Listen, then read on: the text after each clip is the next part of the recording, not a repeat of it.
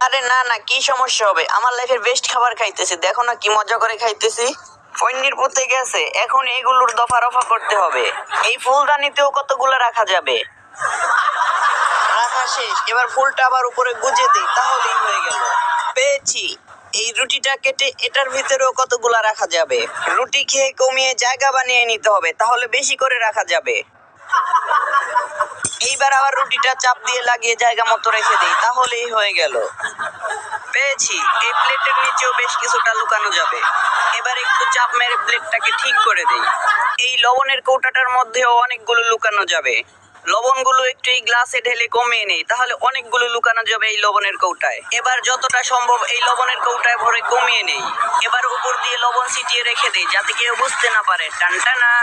দেখি এদিকে কোথাও ফেলার জায়গা আছে কিনা। আবার এই বেহালা বাদক গেল কোথা থেকে? ওর সামনে একটু ভাব নিতে হবে।